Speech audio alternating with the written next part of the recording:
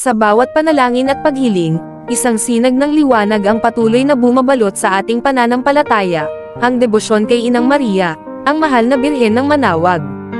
Ang kasaysayan ng mahal na Birhen ng Manawag ay nakaugat sa himalang paglitaw niya sa isang magsasaka noong ika-17 siglo sa Pangasinan. Ipinakita niya ang kanyang pagmamahal at pangakong pag-aaruga sa kanyang mga anak, nangako siyang darating ang kasaganaan, pag-asa, at katiwasayan sa mga mananalig sa kanya. Mula noon, dinagsa ang kanyang dambana ng mga deboto, mga Pilipino at dayuhan, na humihingi ng kanyang tulong, gabay, at kaligtasan.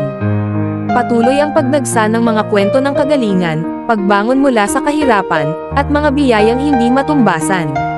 Sa bawat kaintay na panalangin at dasal ng rosaryo, ipinadama niya ang kanyang walang hanggang pagmamahal sa mga deboto.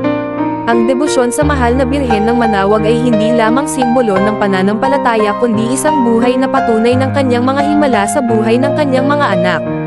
Kaya't ano pa ang hinihintay mo? Isama sa iyong buhay ang pagmamahal kay Maria, ang mahal na ina ng Manawag, at damhin ang mga biyayang dala niya sa ating mga dasal. Siya ang ilaw sa dilim, ang pag-asa sa pagsubok, at ang ina na handang yakapin ang lahat. Halina, magtiwala at magdasal sa kanya, at hayaang ang kanyang pagmamahal ang magbigay liwanag sa ating mga puso.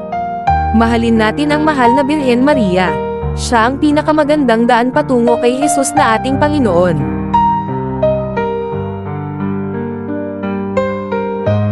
Emmanuel.